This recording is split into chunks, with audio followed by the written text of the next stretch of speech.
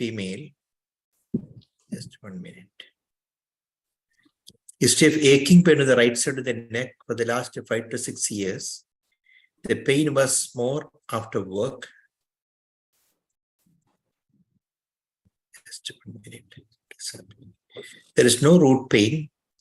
She also noticed pain and numbness of the palm of, palmar aspect of the right hand 8 months back, for which she has undergone a surgery in the wrist, with which pain of the right palm and the numbness subsided.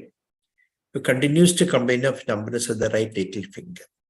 So, short story. She came with aching pain in the whole of the right side of the neck for the last 5-6 years. That was not bothering her much. But 8 months back, she noticed pain and numbness of the right palm, for which she consulted a doctor. Conduction was done and surgery was done in the right wrist. After surgery, the pain in the right palm and the numbness subsided, but she continued to complain of numbness of the right little finger. So this is when she examined her. Muscle power all normal.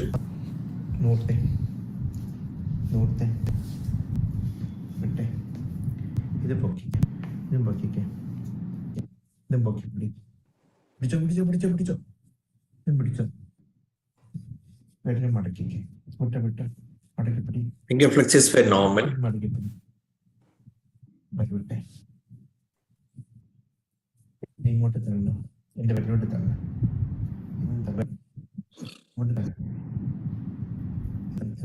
Small muscles of the paw was also normal. Both ADM and small interosseous were normal. There is no weakness in the adductor follicles.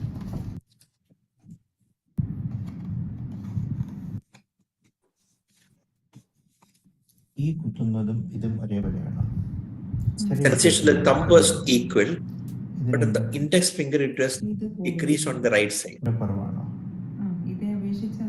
It is well elicited on the left side, but on the right side it is decreased. There is no difference in the little finger or the middle part of the palm. No difference in the dorsal aspect of the hand.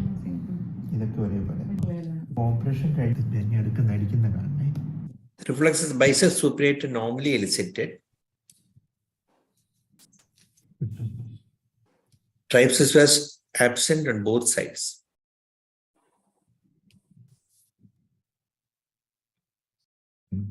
Also, finger flesh also could not be elicited. Both knee and ankle jacks could not be elicited.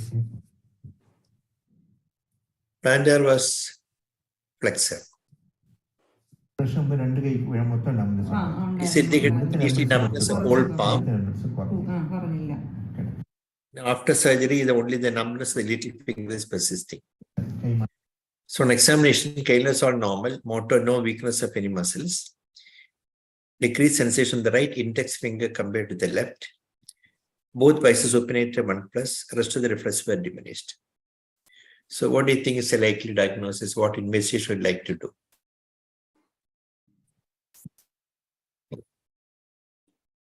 She underwent carpal tunnel surgery. What about the dorsal aspect of the index finger? That I did not check, but the palmar aspect of the index finger was decreased compared to the left side. He had undergone surgery on the right carpal tunnel syndrome. Sir, this looks like a brachial plexus lesion, probably more proximal. Maybe partial medial cord, sir. Partial medial cord, sir. Partial medial cord. Medial or even the lateral cord also, because the sensory is more lateral. Yes. So do you think it's a very, so actually you can't explain by a medial cord or lateral cord, you have to combine both. So yes, it looks very odd, no? Because yes, medial cord producing numbers of the left finger and index finger alone without any weakness in that distribution. It could be it could be what is remaining of a CTS. CT is remaining. That's what I also thought. The little finger is not involved, no, sir. Either by his. Yeah, on examination, history-based healing, that's why she came to me. She said after surgery, her other fingers are better, but numbness is persisting. That's her complaint. Could be ulnar sensory, which is not detected on examination because she's having. Correct. So that's the thing you have to investigate. So what do you want to do? Or there could also be a C6 and C8 radiculopathy also producing just sensory signs and symptoms. But C6 radiculopathy will not produce sensory loss in the little finger, or it has to be C8. No, the C6 causing the index thing and C8 causing little finger. Right. Yeah, right. But there is no other evidence like weakness or anything. Sir, vibration. Vibration is also normal. Because the vibration is impaired in the middle finger, as you told earlier. Yeah, that is there. That is impaired on the, even touch is impaired on the index finger on the right side. So lower limb reflexes absent. Generally, it's a global reflexia because he has no complaints there. The reflexes are also absent. The triceps are also absent bilaterally, so it may not be very significant. Could it be myelopathy, sir? Early myelopathy. Yeah, it could be early myelopathy. That's also possible. So, what do you like to do? Now, how early myelopathy? Because reflexes are all normal, plantar. Yeah. You're right. Yeah, there is no, it's very difficult to explain me that. Correct. Because we have to consider multiple routes, if at all C6 route and D1 route, and C8 also, multiple routes. So there is rather unlikely. So most likely it's a carpal tunnel syndrome only, because there may be a typical form of sensory loss related to the carpal tunnel. Right. Okay. So what do you want conduction to be done? Repeat, sir. Yes, so this is the this is the conduction done from the outside. Came with the conduction.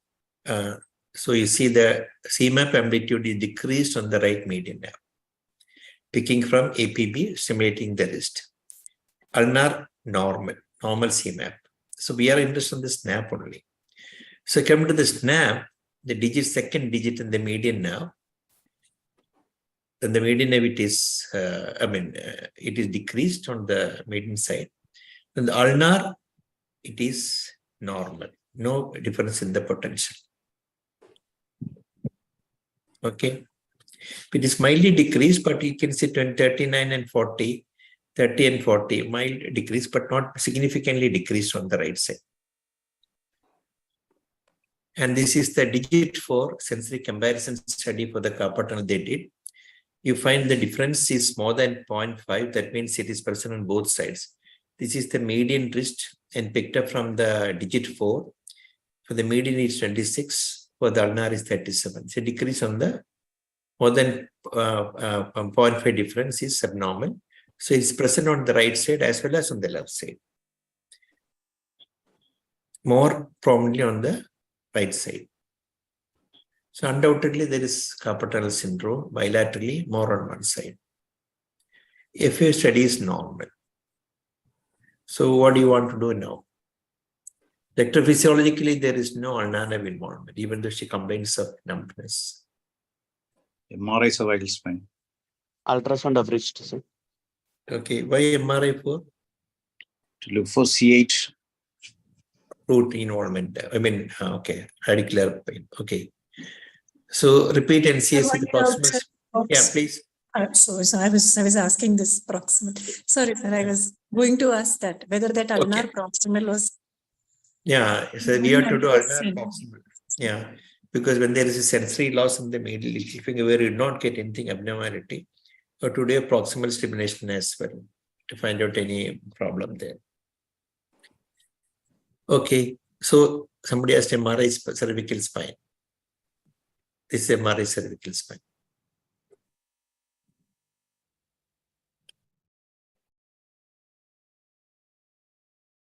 Okay, there is disc prolapse with compression of the cervical cord with hyperintensity within the cord. This axial cut. You can see the degree of compression of the cord here. I'll show the picture there. This also you can see the osteophyte compressing the cord. Okay, next, what made you do the MRI cervical spine? Because with the CTS, we can't explain the Right. Right. So, but there is no clear myelopathy at all in this patient. No pyramidal, no brisk reflexes, nothing. But the triceps jake is sluggish. Triceps jake is sluggish because at the same location there are multiple findings. There are reflex loss there, sensor loss. But that problem there is even Ajax also decreased. So that hyperreflexia cannot be given significance. Sir, What you about told earliest of the cervical myelopathy, the little finger. Very good. Very good. So what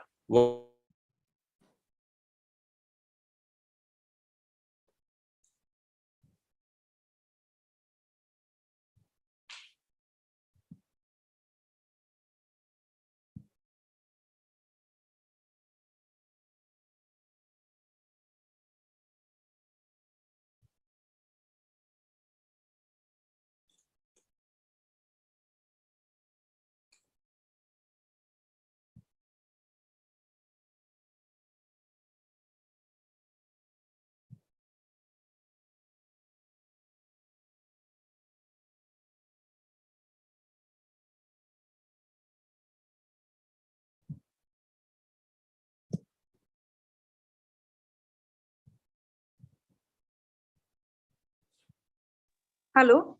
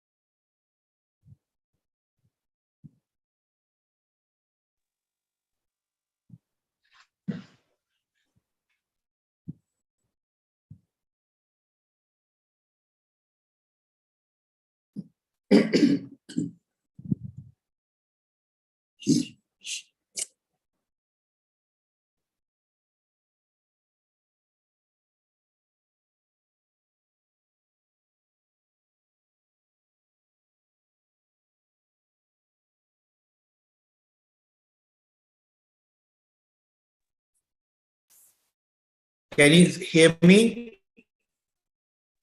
Yes, sir. Hello. Yes, sir. The connection went up in between. Sorry. I will start once again.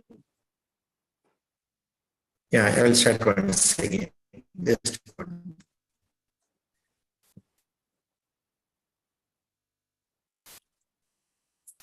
is my screen visible? Screen seen? No. No, sir. No, sir. No, sir. Okay, okay. I'll try once again. Some problem. I just once again.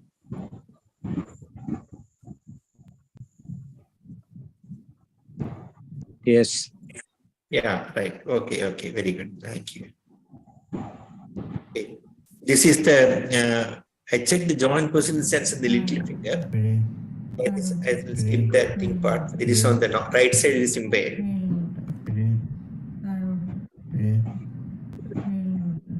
ചെറിയൊരു mistake ഇപ്പോഴോ ഇപ്പോഴേ Okay, the point is that in high cervical myelopathy, the earliest abnormality may be only in the little finger, and that the first sensation to be lost is only joint sense. So always check the little finger for a JPS loss in early myelopathy. Because sometime back, many years back, I had a patient who had come with numbness on both ulnar side, only ulnar little finger. Naturally, one could consider by ulnar neuropathy. Why should ulnar neuropathy occur simultaneously both sides? That patient had a high cervical cord tumor. So that may be the first finding in a patient high cervical lesion. So you should be careful about it. I think this is the so that the lesson is that whenever there is numbness of the little finger, carefully look for JPA sensation. That may be the first thing to be lost in a high cervical cord lesion, even before other perimeral signs come. Okay, I think this I will skip this. I think all of you know there are internal comparison studies, which this is one which you usually do. The median ulnar palm to wrist study. What the other people, but this study which has been brought to me was this one. That is a digit first sensory study. You put the ring electron in the fourth finger and stimulate both median and ulnar now, because both ring finger is separated by both median and ulnar now. So you can do a comparison of median and ulnar now by stimulating the fourth one. That is between the difference of 0.5 millisecond between the two is significant. Here it is much more than one. Similarly, median radial syndrome study where you put electrode in the fourth digit space and stimulate both median and ulnar and pick up potential from the lumbrical as well as the Neurology. That also you can compare. Okay, I will skip all these things. An inching technique.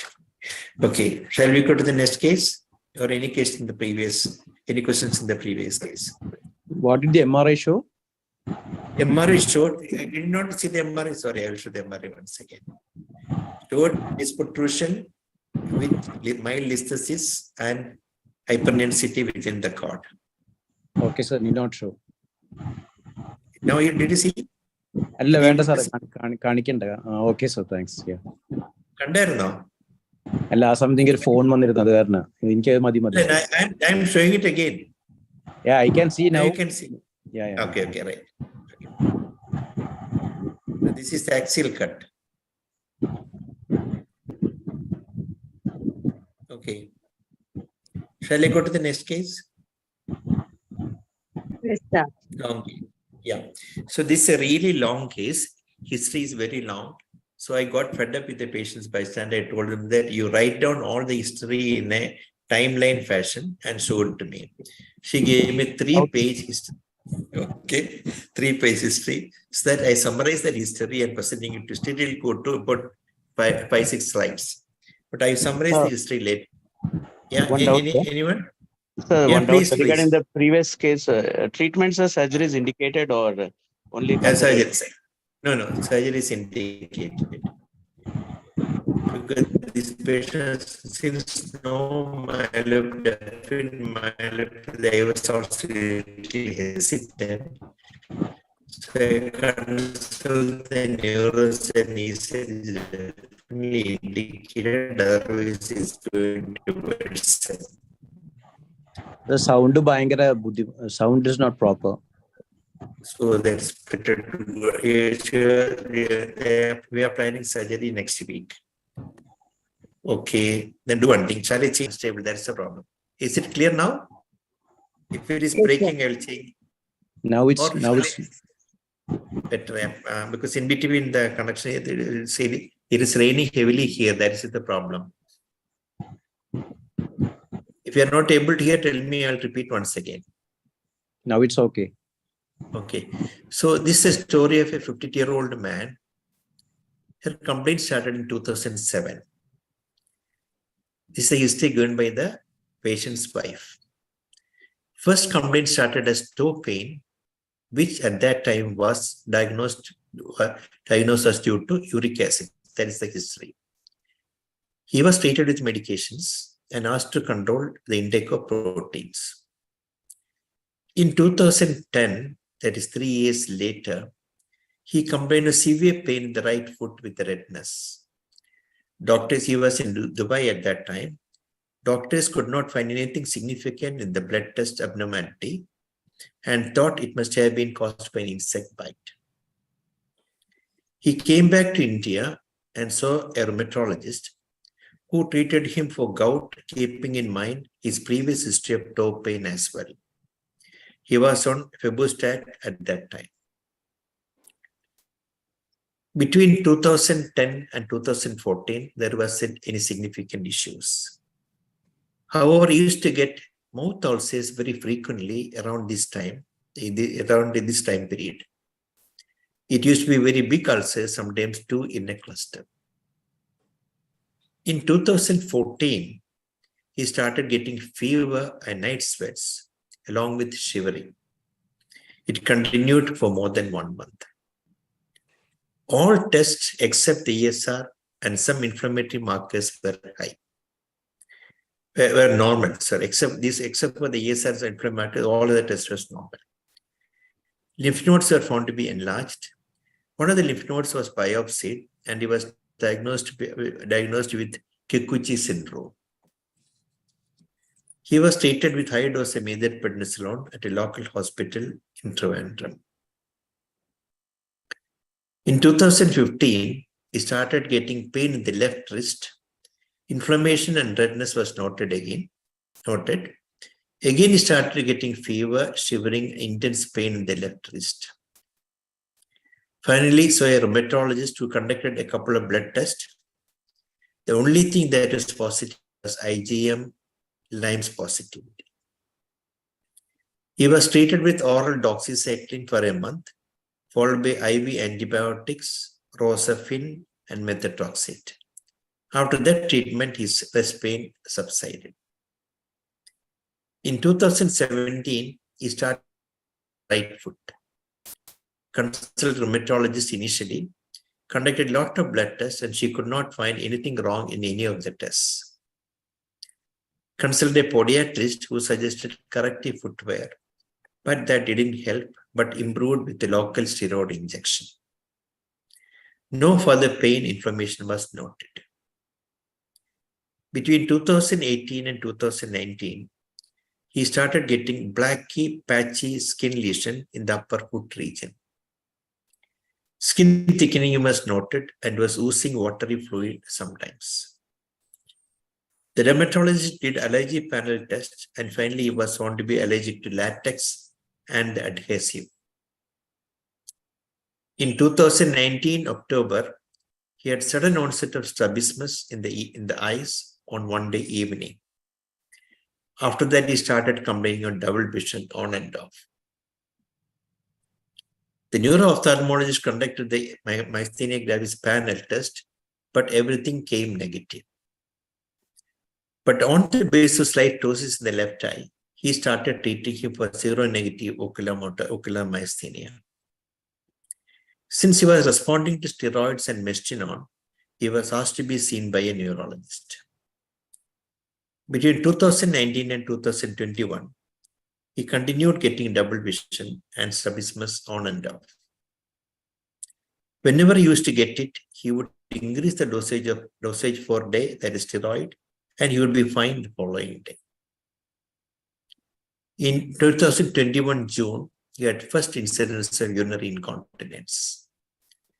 21 September, sudden onset of hiccup was noticed one evening, which continued for 4 to 5 days. MRI showed some lesions in the brainstem, the nature of which was not clear to the neurologist. During this period, he also experienced episodes of urinary incontinence. Around this time, that is September 2021, he noticed imbalance while walking. That is, when he was getting from the seated position, he would slightly stumble to the left, then he would walk as usual. On getting up, he was having some imbalance towards the left side. Along with this, he started aspirating water. He was evaluated by a speech therapist and they didn't find any issues with his swallowing, solids as well as liquid. Meanwhile, he was switched to mycophenolate along with his usual medications, that is prednisolone and mestinon, because of the steroid side effects. He was initially started on 1000 milligram of mycophenolate. In July 2022, one day he got up in the morning and was unable to walk straight. He was stumbling on his way to the toilet. Upon examination, he had slight facial droop. When his hands were held up, they kept falling on the left side.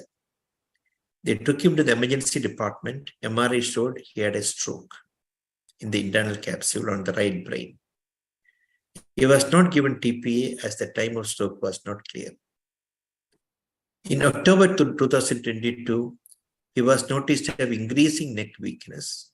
When sitting for work on computer, he would keep his head down on the table every now and then.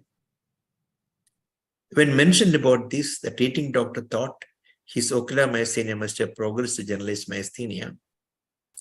He was started on IVIG every 4 weeks initially. It seemed that it was working in the beginning, but by 3rd week, he again started getting some symptoms. So the doctor advised IVIG to be given every 3 weeks instead. He continued to have neck weakness and slight balance issues. Since problem was persisting, he went for a 3rd opinion. In October 22, the 3rd neurologist recommended that he should stop all medications abruptly. On stopping the medications, he had the following symptoms: redness of the eyes, swollen eyelids, skin rashes on both sides of the arms and back, increasing balance issues. December 22, the neurologist ordered him to start high dose of prednisolone, that is 80 milligram with immediate effect. His balance issue persisted. Increased sleepiness during daytime was noticed. Aspiration issues persisted.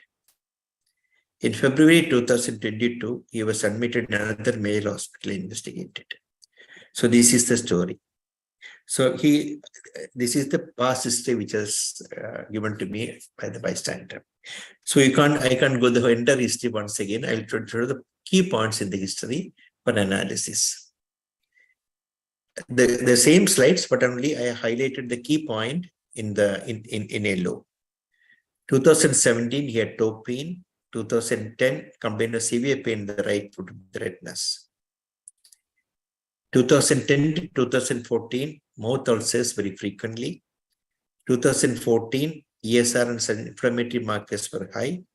Lymph nodes were found to be enlarged. 2015 is pain in the left wrist again. Then 2018 to 19, black key patchy skin lesions in the right upper foot. Neurological problems started in 2019 as strabismus and double vision. And then in urinary incontinence and hiccup and imbalance while walking and started aspirating water. Then he had one episode of stroke-like phenomena where on a facial droop, and he has got tendency to fall towards the left side, and his MRI was said to show a stroke-like picture. Then progressively increase in neck weakness. So that's a story. So in summary, he had recurrent arthritis, recurrent aphthous ulcers, skin lesions, lymphadenopathy, and recurrent brainstem lesions in the form of extraocular cranial nerve affection because he got strabismus and diplopia, cerebellar connection affection because he's got imbalance while walking, recurrent hiccup probably due to area prostrema involvement, and he's got swallowing difficulty maybe due to pharyngeal weakness, second due to tendon affection. And he had one stroke-like episode that is left hemiparesis.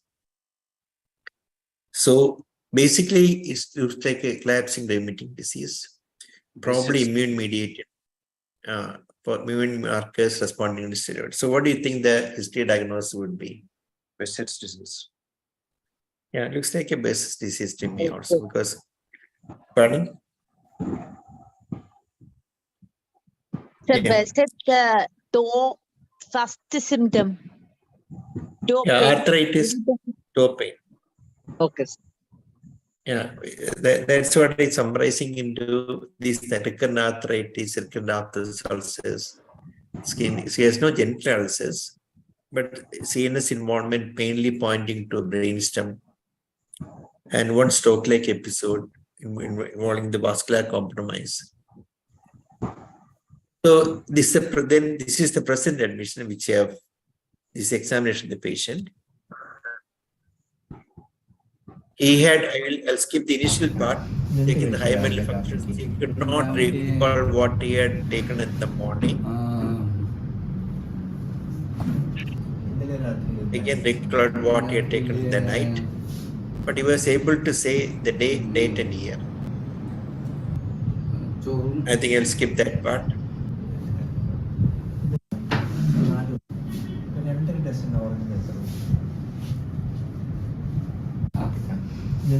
I'll go to the examination part. Both people were at 4 millimeters and not reacting to light.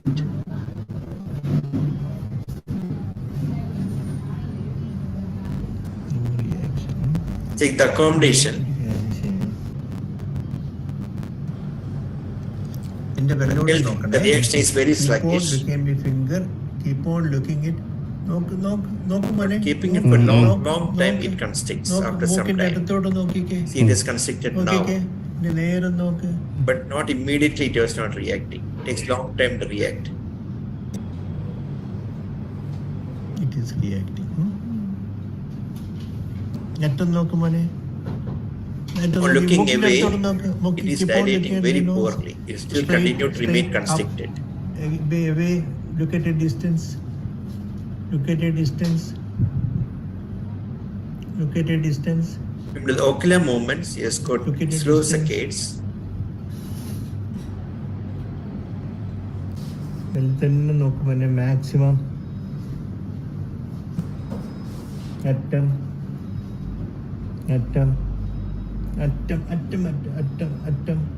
Mold. Tare. Mold. Left, right, fast, left, right. Rest of the cranial examination was normal. Up, down. Okay.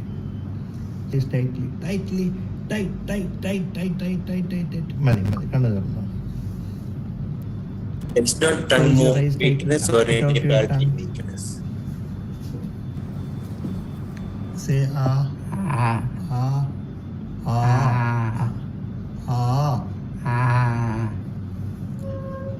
This is the clock drawing which he has done. He was asked to draw 10 minutes to 2 o'clock. This is what he has done. Okay, good. And coming to the rest of the cranial examination, corneal reflex was normal. Rest of the cranials are normal. Corneal reflex was normal. Tone was normal by mild spasticity on both upper limbs. Very mild.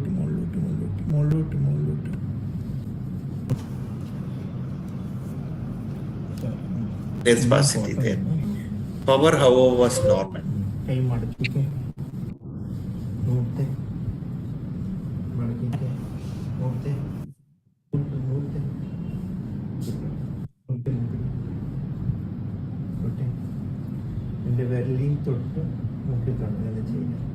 Mild incoordination of the upper limb.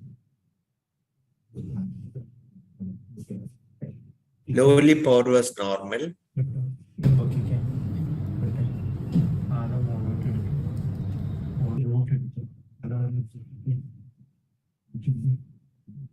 The reflexes are all on the brisker side, slightly more brisk on the left side because he had left hemiparesis earlier. Georgic was not brisk.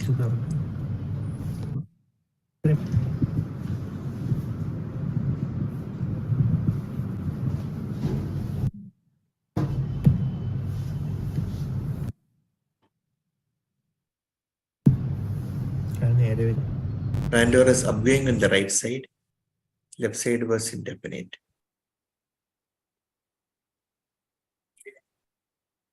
There's no obvious incoordination, lower limb incoordination.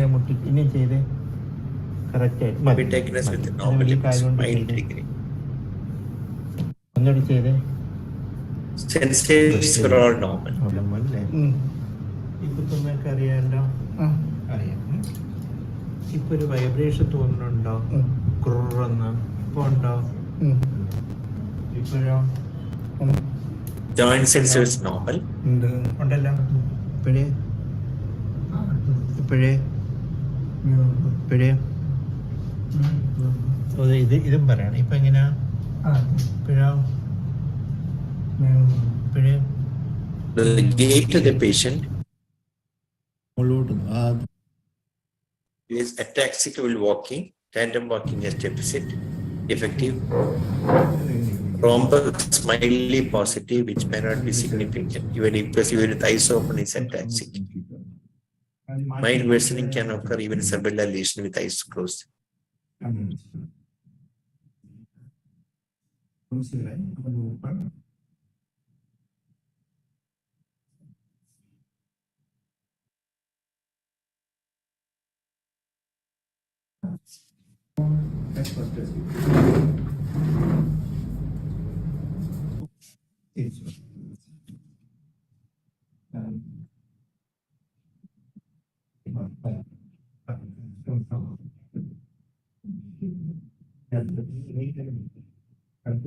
Tandem walking was crossing the abdomen.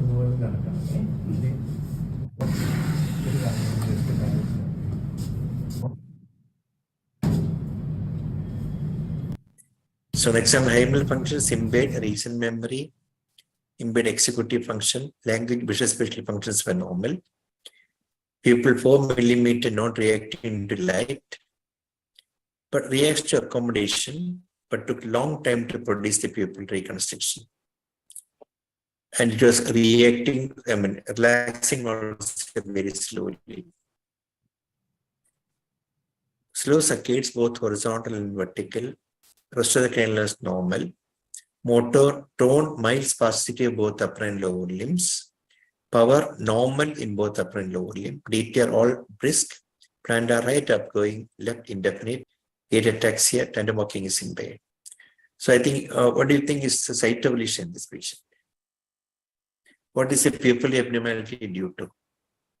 It's AD's people, ciliary ganglion.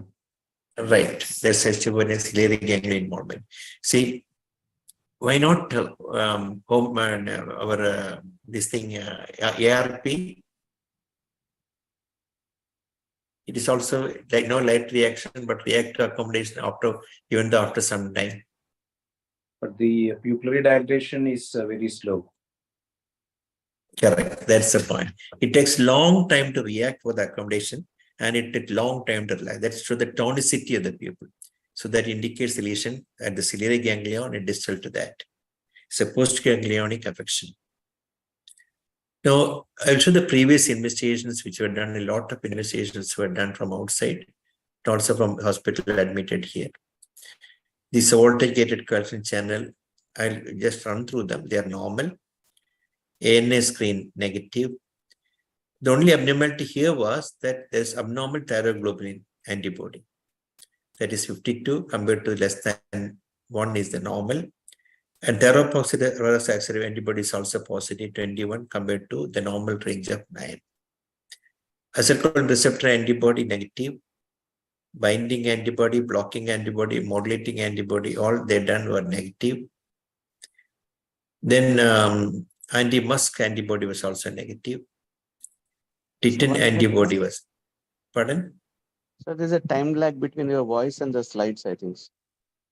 Yeah, that because the poor internet connection. Okay, can you see my slide anyway? Cannot follow. You can't follow me? Yes, sir. Your slide and your voice So is at not the converging. it doesn't matter. You can see my slides, no? The time lapse is there, sir, between your voice. Voice is coming before, then slides are coming later. Okay. Do one thing. I will. The investigations are കാണിക്കാതെ വായിച്ചാൽ മതി. Investigation. Okay, investigation. Okay, Titin antibody. Was the video seen clearly? സാറിനെ കാണാനുണ്ട്, മറ്റേത് stuck ആയിട്ടാ വരുന്നത്. A video, like. Okay, do one thing. I'll just give me 2 minutes. I will change the laptop and see. Okay, just 2 minutes. Okay, sir. Okay, sir. Please change.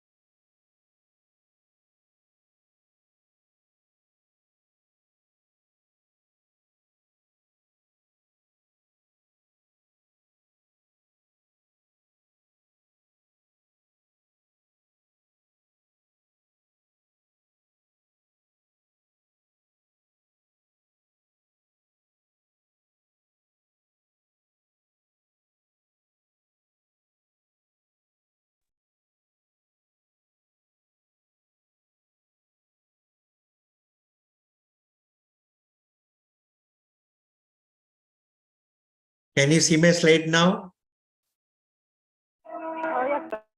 Yeah. I'm audible to you, no? Yes, sir. Yeah. So these are the investigations done. This voltage gate cancer channel was normal.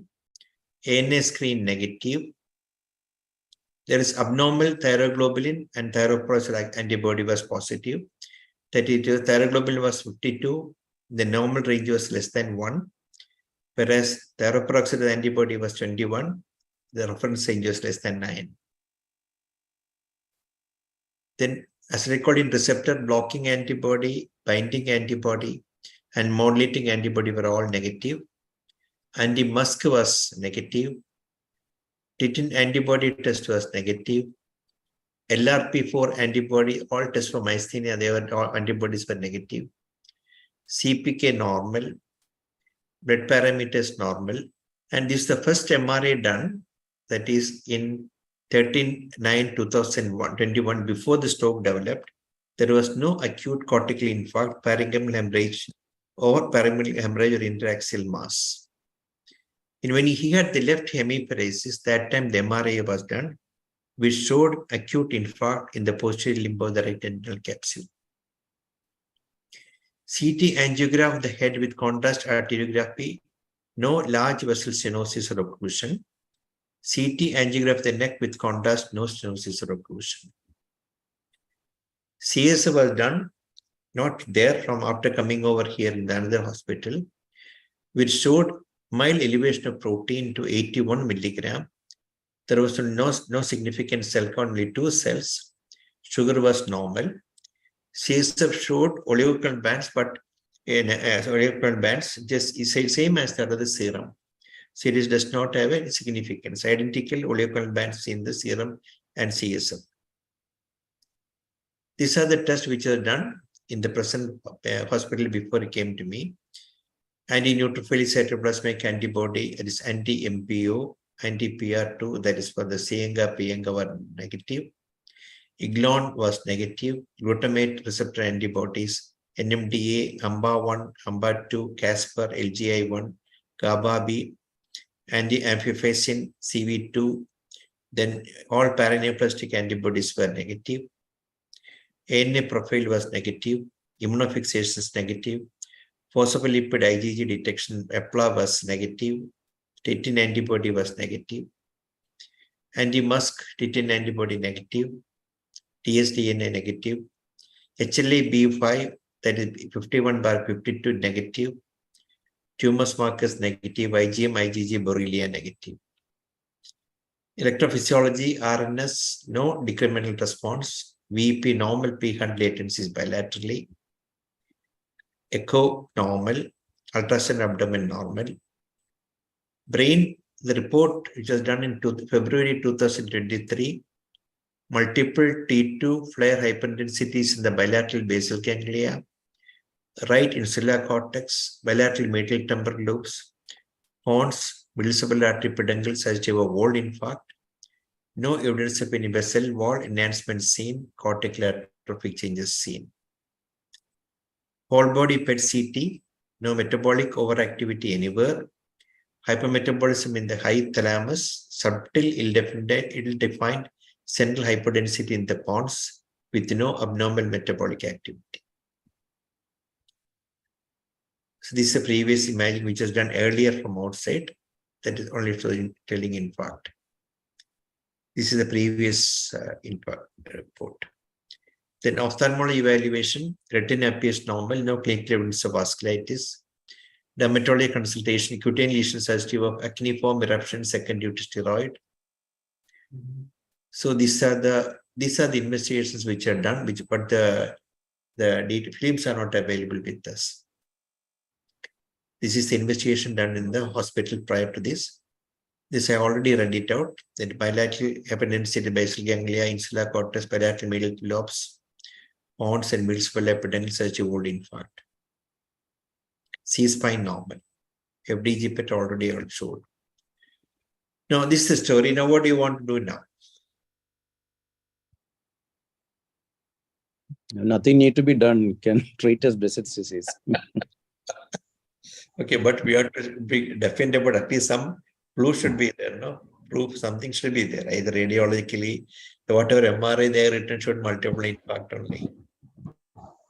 Have you done a Sir, pathology test? everything has been done, sir. Nothing is Negative. left. Pathology test was negative. Sir, is there any possibility of any mitochondrial disorder? Everything has been done. Everything has been done except the mitochondria.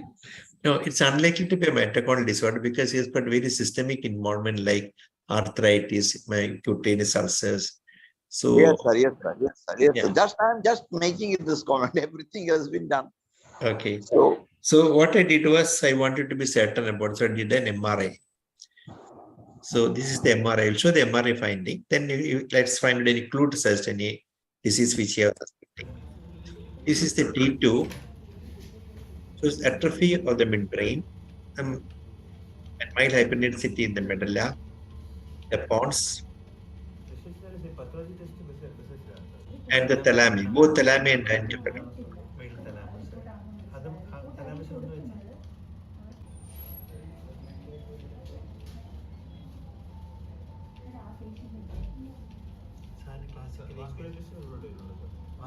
Okay, then I will show the sagittal cut. T2 sag shows again at hyperintensity within the pons and atrophy of the brainstem, and hyperintensity in the thalami.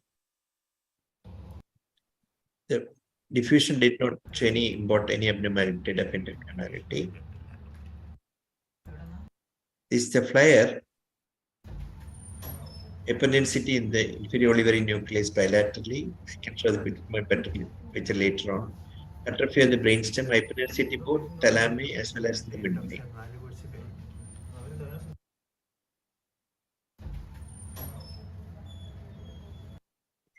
Flare sag. So the atrophy of the brainstem, hyperintensity in the midbrain and pons. T1, nothing great, only shows atrophy of the midbrain. SWI, one speck of diffusion, SWI hypointensity in the pons, otherwise normal to suggest a vasculitis. This is the 3D flare. 3D flare is thin cuts taken in the flare that shows some abnormalities which you can see there. With hyperintensity both in the starting in the medulla, upper mid pons, and diencephalon, and in the midbrain. Visits. Yeah, this is a typical appearance of visits. This is, look at the picture here. Both thalami hyperintense, midbrain hyperintense. This is the pontine lesion. This is the olivary nucleus hyperintense secondary to the old pontine lesion. I'll show the inferior olivary hypertrophy. Will show one side. This hypertrophy, what you see, this inferior olivary hypertrophy. If you this would like a thin cut flare in there, then you can be able to pick out that thing and adjust the window width. Routine flare may miss all these things. Now look at this picture. This is the typical appearance which you can see there. And that's called the cascade sign, where the hyperintensity is spreading from the thalamus under the midbrain. Dr. Ami was pointing to me this particular sign in Behçet syndrome. This is called the cascade. As the water is falling from above and below like this is a cascade sign. From the diencephalon to the midbrain, or from the midbrain to the diencephalon. Irregular area of high T2 signal involved in the right midbrain, extending superiorly along the internal capsule of the thalamus and the white matter. This is called the cascade sign. This is the inferior olivary hyperintensity, hypertrophy, secondary to the old pontine lesion which that we just there in this patient. But the test is negative. So, this case is straightforward because the history is very typical. But this was brought to show the classical MRI findings in Behçet syndrome. Many times we have to depend upon the MRI finding. The HLA B56 is the one which you can do, but that's not positive most of the time in people other than the Turkish people. So there's nothing much to discuss. Anyway, still any questions in this case?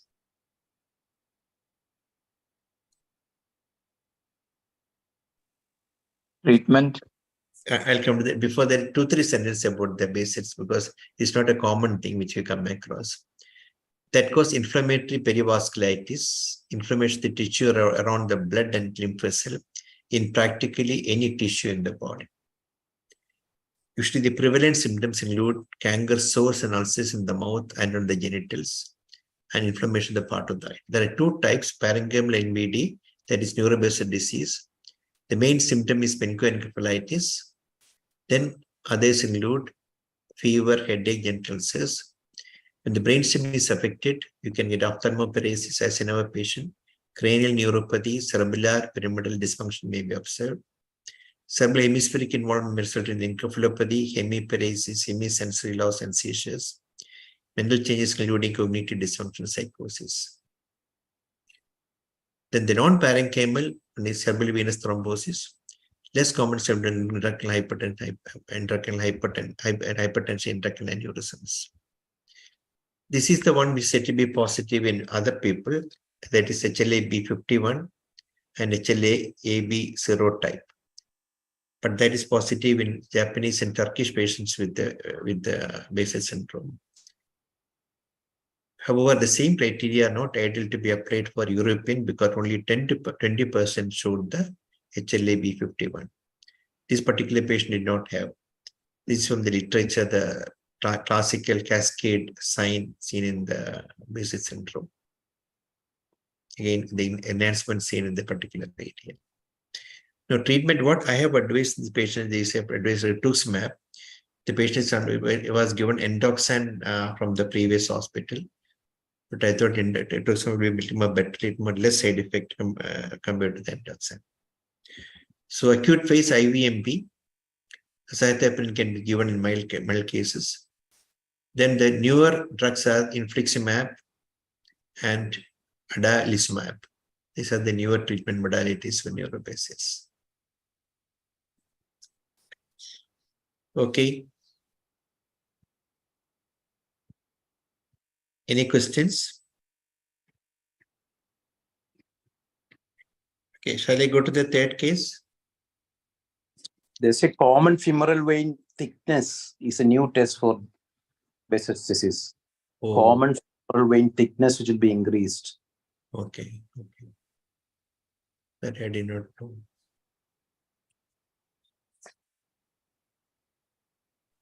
Now, presently my sound, the sound as well as the pictures are synchronous or asynchronous? Is it okay now? Yes. Okay. Yes, yes, sir. Okay. Yes, So sir. I'll go to the another case, which is the last case. How to assess the femoral vein thickness, which Joy said? Joy, is it by ultrasound? Yeah, that's using ultrasound. Okay.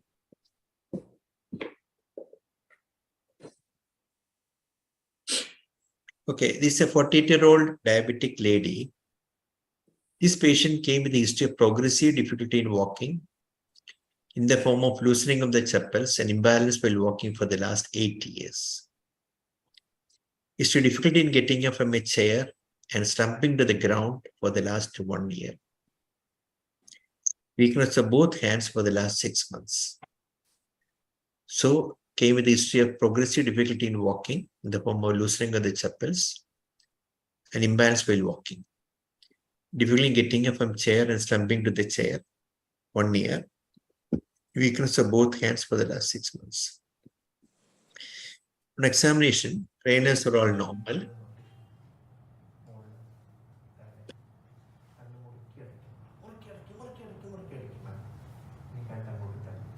Neck muscles were normal. Tone was normal. Shoulder elevation was normal. She had mild hip abduction and shoulder abduction weakness. It is weak. Biceps was weak on the left side, normal on the right side. You can over the right side. Triceps was normal. External rotators were weak bilaterally. Internal rotators seem to be normal.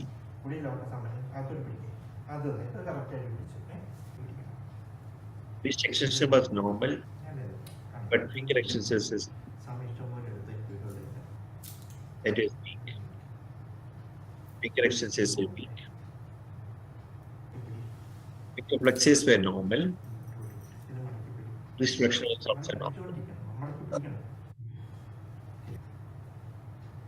Reflector pollicis long is slightly weak.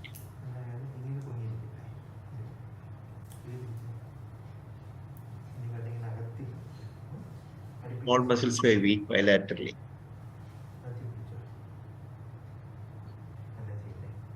There is no finger incoordination. And weakness of both hip flexors.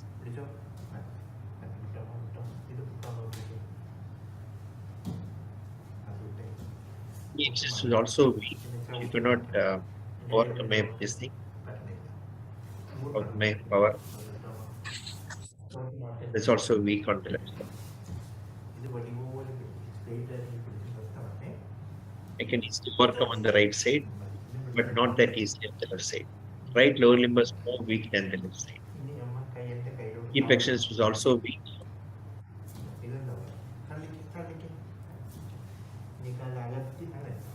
Hip abduction was mildly weak. Adduction was normal. Hip flexion was weak.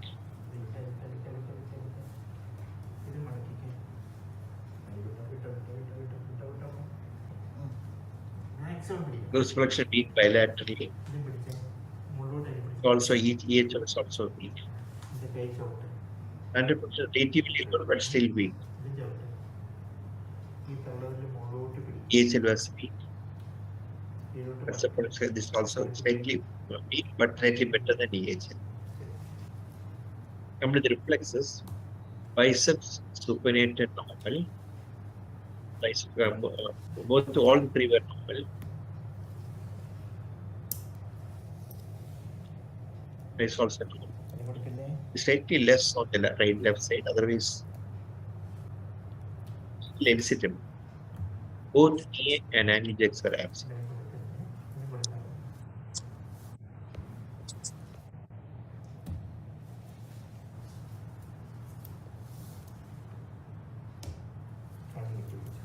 Under flexor.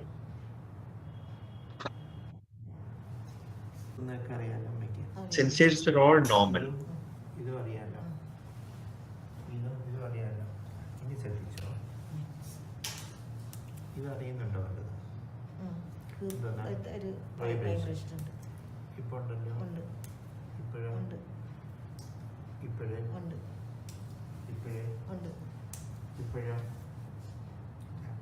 That is impaired.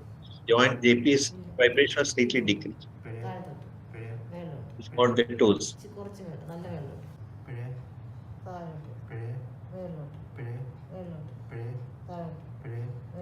That is impaired. It's also diabetic.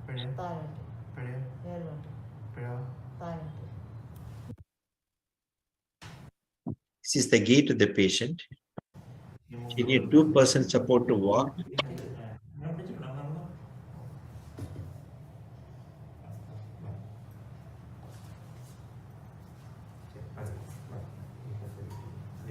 When she sits, she's up to the chair.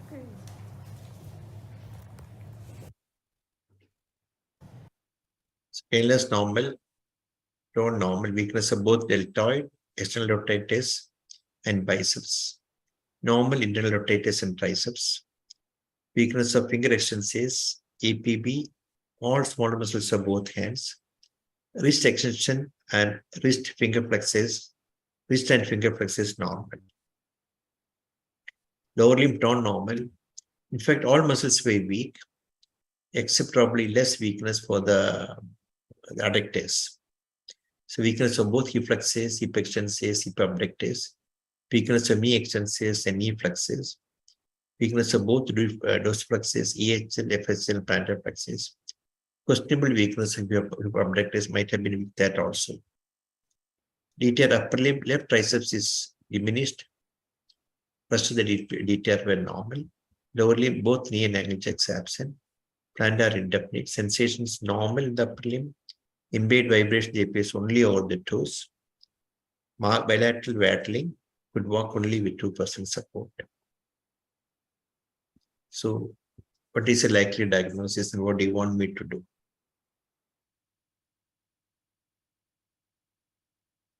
Any clarification in the examination I can, for the history I can tell.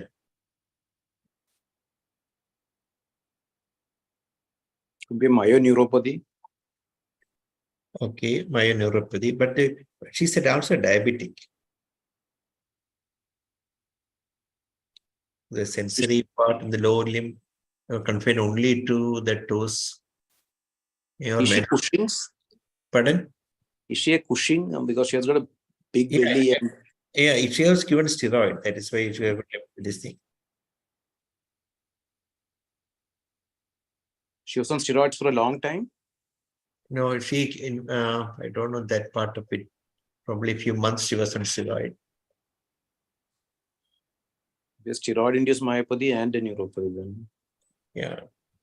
I mean, but neuropathy, there was no other sensory, only the AJPs and vibrations impaired. Okay, neuropathy will keep that possibility and myopathy also. Okay. Anything else?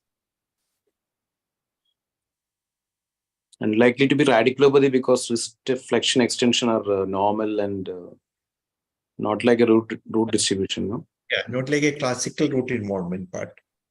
Like a compressive radiculopathy is unlikely. Okay. What investigation would you like to do? Nerve conduction with EMG. Okay, so there, in fact, some investigations are already done from the previous hospital. So I'll show that investigation first. EMG was an NCS, diffuse, relatively symmetric chronic neurogenic process, most consistent with polyradiculopathy. That is a report. It was AG, ANA profile, negative, IgG, CSF, normal, serum copper, serum ferritin, vitamin B12, ACE levels, all body pyruvic acid normal. CSF that it showed a protein, a mild elevation of protein, otherwise normal. 2D echo, VEP, BSAP normal. MRI brain showed a small meningioma and the right parietal convexity. MRI spine showed degenerative change in cervical lumbar disc regions with disc ossified complex at cervical level and neural foraminal compromise at lumbar level. Ligament flavum thickening noted at these levels. So these are the reports from the previous hospital. CPK. Pardon? CPK. CPK, let me see CPK. CPK was not, probably they found a neurogenic pattern. That is why you must not have done a CPK. Okay, now NCS is required. Repeat NCS to exclude the deaths. Very good, very good. That's it. So we did it. This NCS and the present admission. So we start afresh.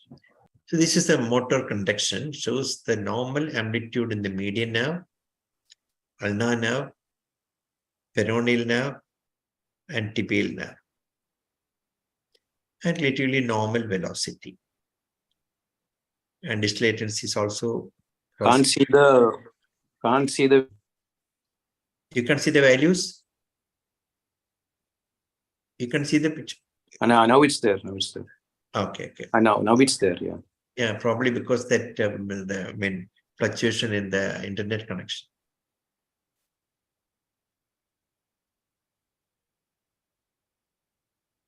Okay. Motor conduction, the upper and lower limbs are normal. F5 latency is also normal.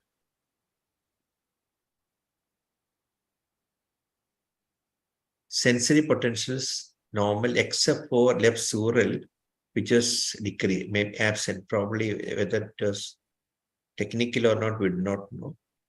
But all of the potentials were normal. Upper limb, right sural, all normal. This is the report. Anyway, so what are the possibility you want to keep in mind in this patient? Myopathy then. Myopathy, okay. CPE has to be done. Okay, anything else?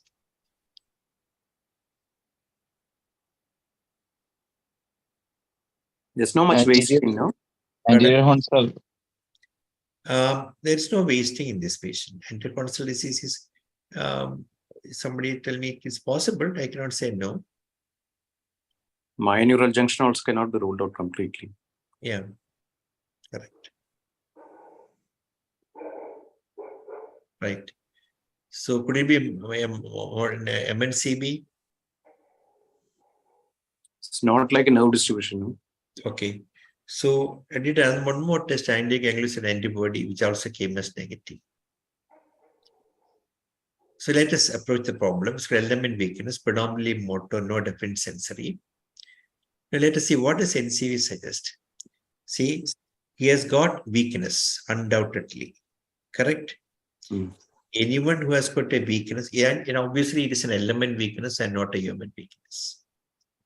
If somebody has got an clinically significant weakness and that peripheral conduction is normal CMAP amplitude, the diagnosis is a proximal conduction block. Okay, did you understand what I said? She has no wasting of the muscles even after 3-4 years. Significant weakness of the muscles, both distally and proximally. And CMAP amplitude is normal. That means there has to be some demyelination in the proximal part of the nervous system. But then the FA should be prolonged, no? Yeah, your question is very pertinent. FA should be prolonged. But the problem with FA is that, see, it's what we are measuring is the FA latency. Because if suppose you have got, say, in 100 fibers or 50 fibers in the nerve, if only 5 fibers are retained, FA latency is normal.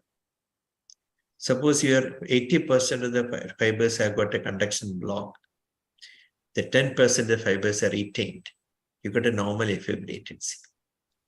So to find out a proximal demyelination, we usually do only latency part. That's not enough. You have to do a chronodispersion and persistence should be looked for. Then only you can find out whether there's a demyelinating lesion present proximally or not. Okay. So why not Can you repeat the last sentence, sir? Suppose, imagine, yeah, I come to you with the weakness of the lower, weakness of right upper limb. Okay. About say 1 to 2 power only in my digits. But when you stimulated, you got a good CMAP amplitude. Okay. That means that I got a problem somewhere proximally, unless it's a functional weakness, unless it's a pyramidal weakness. If it's a pyramidal weakness, this is not applicable. In pyramidal weakness, you got only poor activation. But no, also for myopathy, no? Myopathy also can be the same, no? Myopathy has got, if you got a significant weakness, amplitude will be usually likely to be low.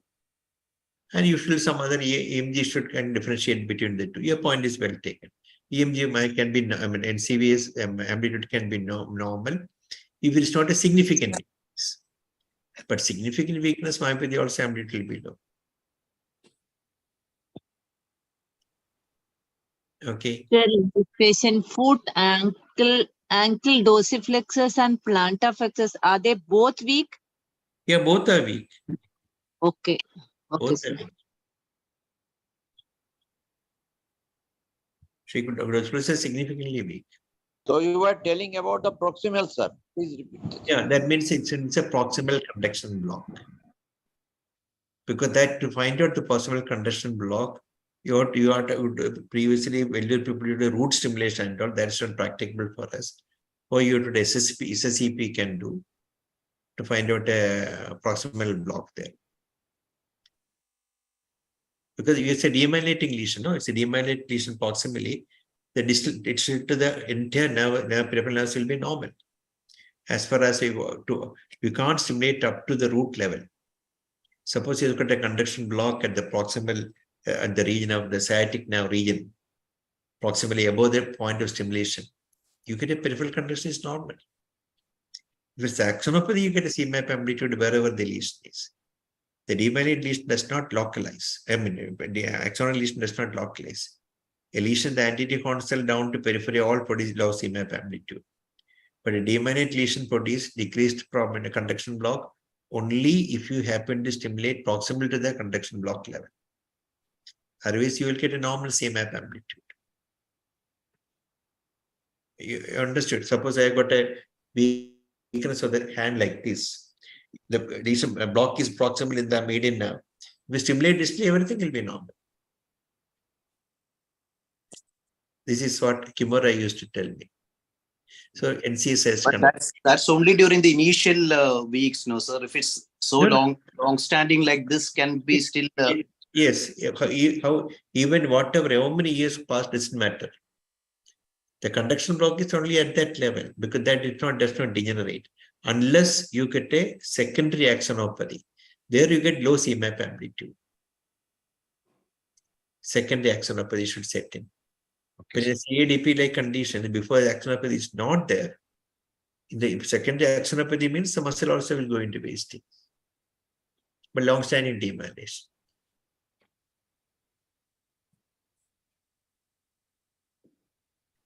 Okay, sir.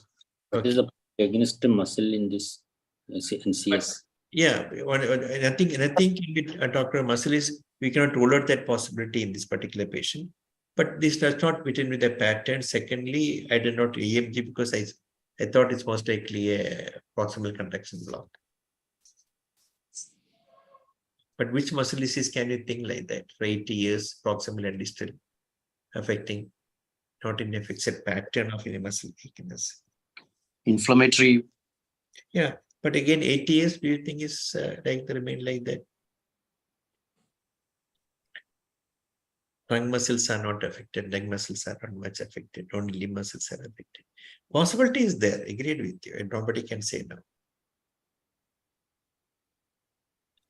So, yeah, so I put the patient on mycophenolate and Mycel 60 milligram and followed up after 1 month. So this is the patient. Or remained the same, not much of an improvement.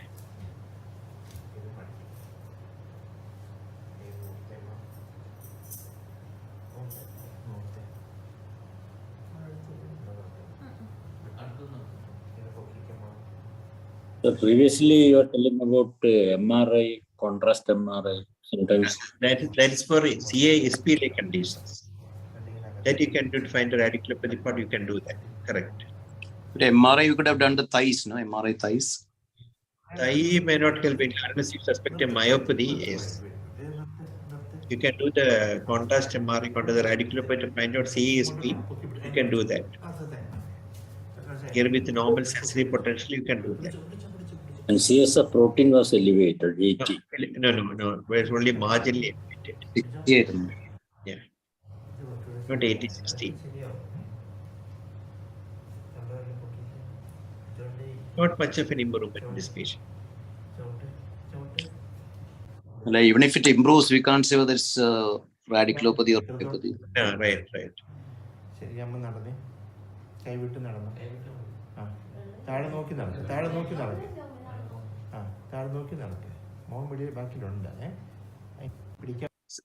Please improve partially. Then I put the patient on rituximab. If you're not sure, why don't we do a nerve and muscle biopsy? Because I was very sure in this patient. I'll tell you the reason. Now this power has started improving. See, the dose plus has improved.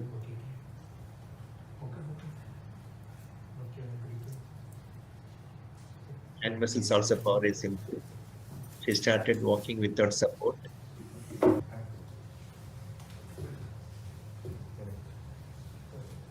The previously also she was given mycophenolate, no? Yeah, no, mycophenolate. Previously she was given only steroid. I started mycophenolate. That also did not work very much. So I put the one rituximab and she started walking. How long did it take after rituximab? Rituximab, this was started about 3 months later after starting it. Remember? And after how many injections of rituximab did she improve? Like within 1 injection. This is after 1 injection. Few months. That is within 2 weeks. Not 2 weeks. I don't know how they were talking about that. Maybe after 1 injection she improved. This is the after improvement. She could get up on her own, just not able to. Then what happened? She developed weakness worsened again. This is story, but she had severe chickenpox, skin lesions, and diarrhea on rituximab. But 2-3 months later. So again admitted with that, she was given IV acyclovir and other supportive treatment. She improved from the chickenpox lesions, but continued on rituximab depending upon the CD19 cell count. So from that day onwards, you started giving varicella zoster injection. That should have been given. It was not given, unfortunately. So what was that, sir? What was? Vaccine, no? Chickenpox vaccine should have been given to you before giving hepatitis vaccine as well as chickenpox vaccine should have been given. Right. Why not IVIG? Mycophenolate stopped because that did not work. That is a change to rituximab. So this is the last follow-up. She came here on May 2013. She's not any immunosuppressant other than rituximab. She's on 6 monthly rituximab. Yeah, 6 monthly. Or after 2 weeks rituximab also was given? Yeah, initial thing after 2 weeks it was given. Subsequently, depending upon the CD19 count, I was repeating.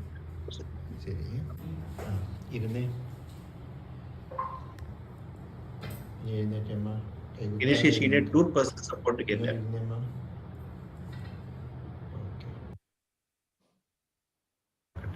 So 6 months, 500 milligrams, 6 months. Every 6 months. In fact, according to the recent concept, we need not give. Initially, we used to give 1 gram every 2 weeks, and then 6 months repeat 1 gram every 2 weeks. Not every 2 weeks. Give 1 gram now, 2 weeks later under 1 gram, then remain no further treatment for next 6 months. After 6 months, depending upon the CD19 cell count, if it is more than 1, you have to repeat the same course.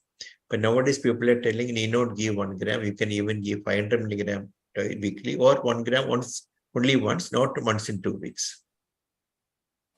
Initially, we give 1 gram. Now, 2 weeks later, another 1 gram. Now, they say after 6 months, you only 1 gram. That's enough. Don't repeat after 2 weeks. That is enough. You don't go for a high dose rituximab. That's for every disease or some diseases? Generally, most of the diseases where immunosuppression is required.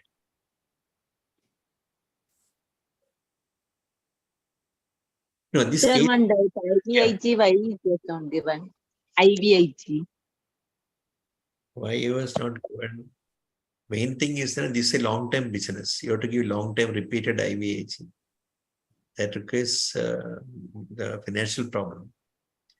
Okay, sir. One say why, okay, this in the case of a CADP and things like that, if you go on giving this thing, IVIG, it will be costly. It's a costly business. Okay.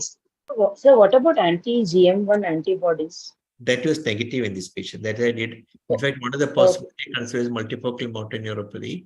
That is why anti-GM1 has done.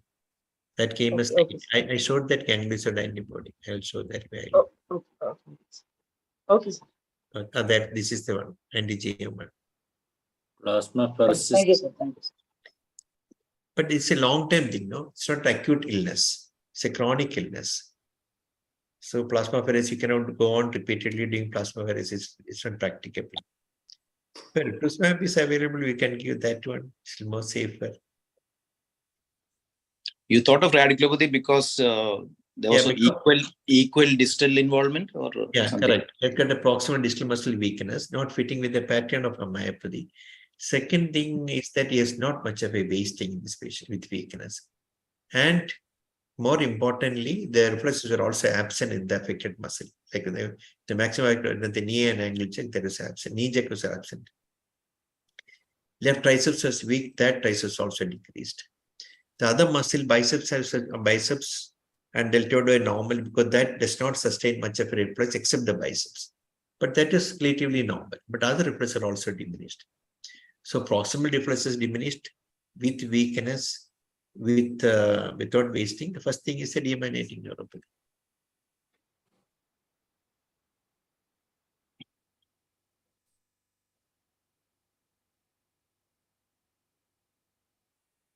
So that's the only dictum is remember that when the patient got significant weakness in demyelination, proximal demyelination, you will not find any conduction abnormality. Even FA can also be normal. That is some of the GBS you come, no, when you come to the initial field, you don't want anything in the abnormality. Your judgment is only clinical. You have to start clinically, whether it's a GBS or not.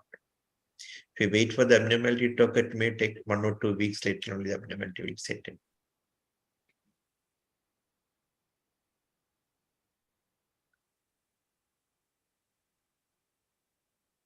Okay.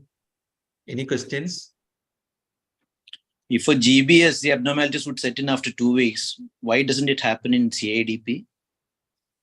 CADP is a chronic problem, no? Previously, we had discussed that POLG patient with cerebral ataxia, sir.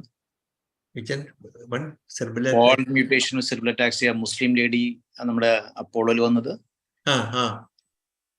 She has started improving with that mitochondrial cocktail.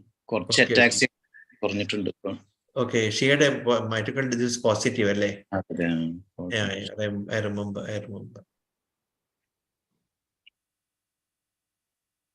Other friend, so he was thinking that it has to be given such. Mitochondrial cocktail contains a lot of vitamins, all costly. So he was asking me whether it will help, and he was not very keen. But the patient did too, and she's slightly better. Well, that's the only thing which we can give for the patient. What else can we give? That improvement persist. I think she continues see medicines maybe. At least it is not improve it like at least we can prevent. If progression can be prevented, that itself is a good thing. One doubt, sir. Sir. Yeah, please.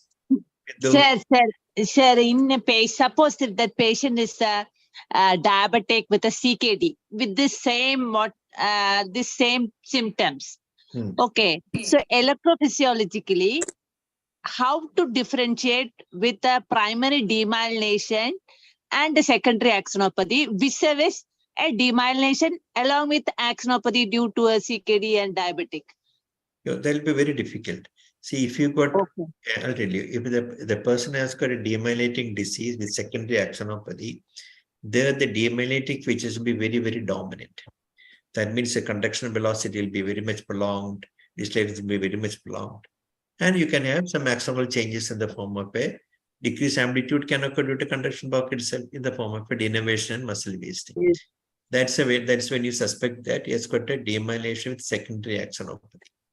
Now, if you ask me why can't be pure axonopathy producing exam amplitude, pure axonopathy never will produce a conduction velocity slowing to that extent.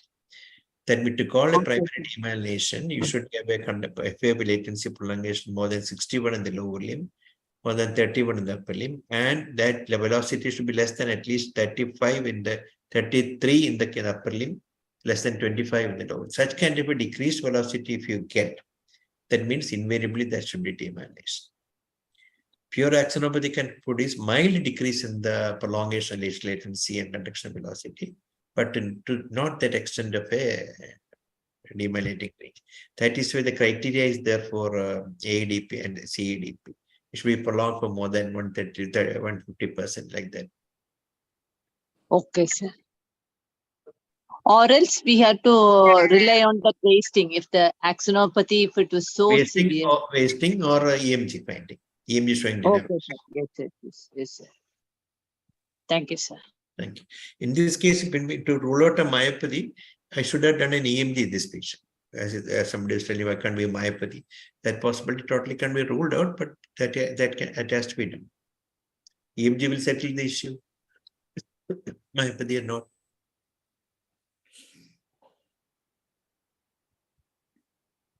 Okay. Right, sir. Good night. Good night. Good night. Thank you, sir. Good night. Thank you, sir.